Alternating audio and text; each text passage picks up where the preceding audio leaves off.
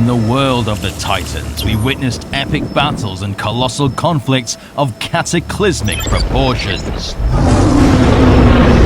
From the menacing three-headed devil and the skull-crawler Ramarak to the loyal queen of the monsters and the tusked beast Behemoth. But even the smaller monsters like the Sker Buffalo and Rock Critters have made a lasting impact on the fans of the series. But what else is lurking out there? In Godzilla Kong: The New Empire, the focus was on the titanic showdown between Kong and Godzilla against Scar King's army and Shimo. However, lurking in the depths, hiding in the shadows, there are beasts even more terrifying and mysterious. Join us as we uncover the secrets of the Titans you didn't see in Godzilla Kong: The New Empire. Monsters that were shrouded in mystery, now revealed through concept art. Prepare yourself for a journey into the unknown as we reveal the secrets of the New Empire.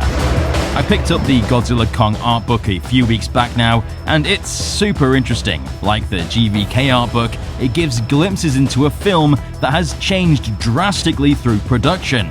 As we covered prior, the final battle was originally meant to take place in Moscow, instead of the now Rio de Janeiro. In this book, we're shown monsters that differ massively from what we saw in the final film. Some of these are technically creatures we did see, however their original designs are so drastically different that they might as well be new monsters altogether. First up we have Phosphora. Before the emergence of the Queen of the Monsters herself, we had Phosphora. Until Legendary could secure the rights to Mothra, Wingard had to create his own monster to stand in the place of everyone's favorite giant bug. That's how we ended up with this Titan. Standing in for that similar angelic role, this creature would have been the one that unified Godzilla and Kong to fight against the Scar King and Shimo.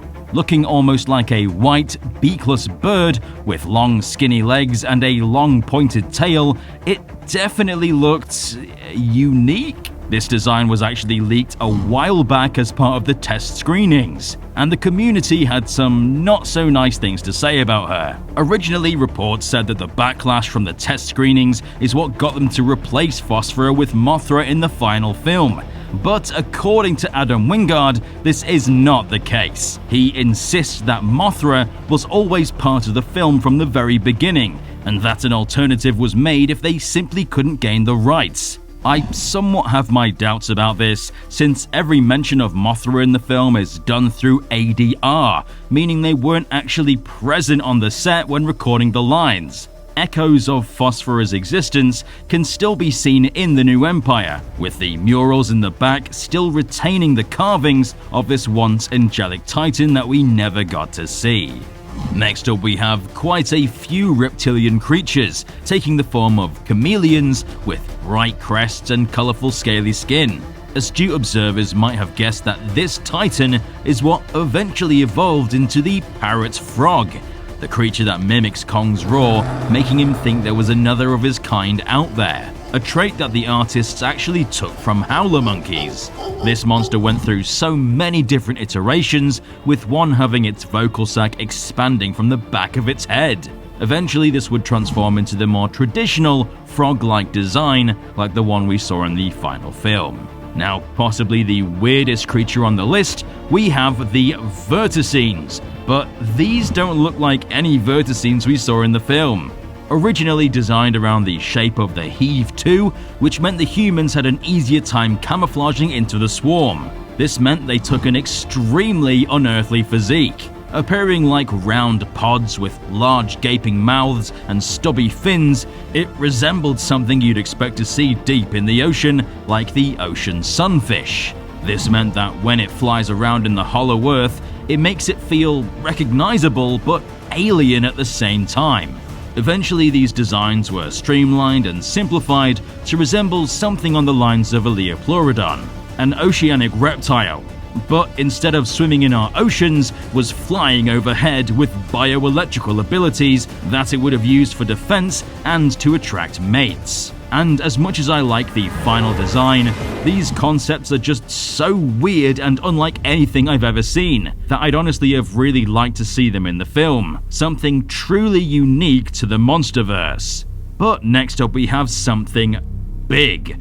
Originally the film was to feature another member of Titanus gojira's species. Designed originally by Simon Webber, this Godzilla was white, had blue dorsal plates coursing down its spine, with a design that tells us this thing was truly ancient. It walked on all fours due to its sheer size, unable to support its weight. Most of you can probably recognize that this was the starting point for the Titan that would evolve into Shimo.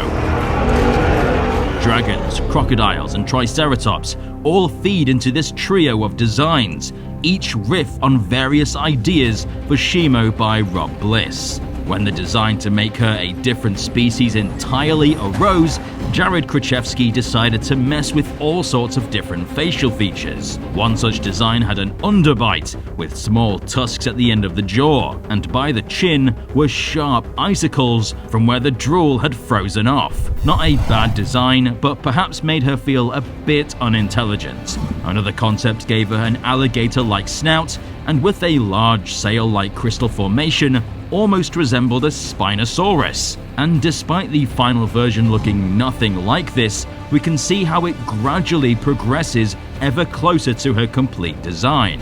Eventually we'd see the finished design of Shimo coming into vision with her overbite, emotive eyes, pearlescent scales, and blue crystals that we all know and love in the film. It's interesting how we can go from a separate species entirely to the completed Titan that we see in the New Empire. The gradual change is so fascinating to see that would lead us to the Titan we know as Shimo. Next up we have the menacing Scar King that went through some pretty drastic design changes during production. Originally this red-haired menace was going to take a much more primitive and primal form, resembling a baboon more than the humanoid-like Kongs. With a long snout and protruding teeth, Scar would have been far more intimidating, but they clearly believed that this look didn't match the personality and that it made him look less intelligent, since the Scar we know is smart and is capable of carrying out his evil plans with precision. And they instead opted in for something closer to that of Kong, with this art made by Simon Webber, which depicted Scar as much bulkier and gorilla-like, with bright red fur and a crown made from the bones of fallen opponents. And whilst this was menacing, it still wasn't exactly what they were looking for. Jared Krzyzewski would help fine-tune Scar's design, and as you can see, it's much closer to its final appearance, though along the way, they messed with some pretty bizarre hairstyles, featuring a huge mohawk, a long mustache, and whatever this thing was. They ended up settling for a lack of hair since it made him look older with only a pair of mutton chops on each side of his cheeks. And I think they definitely went with the right choice, because the Scar King we saw in the film was both menacing and an incredible design. And finally, on the smaller side of the changes, the Drown Viper was originally going to sport wings, something that's found on its flying cousin, the Warbat. They likely made this change to differentiate between the two different classes of Titans.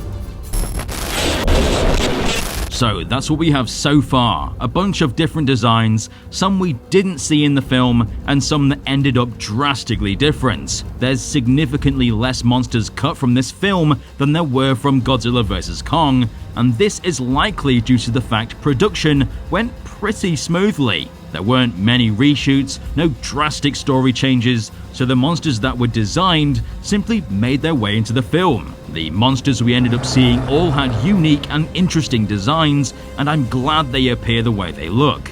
Some of these concepts are downright bizarre and might not translate to film, but either way it's fascinating to look at these monsters as portals to another world of the terrifying, weird, and wonderful. I cannot wait for what comes next, to see the new, crazy and original monsters that these artists come up with. Maybe they'll even get to give their own spin on some classic Toho monsters. Which was your favorite monster that didn't make its way into the film? Are you a fan of Phosphora, or maybe one of the unused Shimo designs? Let us know in the comment section down below. Be sure to subscribe and stomp the notification button to become a resident of Dangerville today. And give this video a big old Kong-sized thumbs up. I've been Alistair, and we'll see you residents in the next one.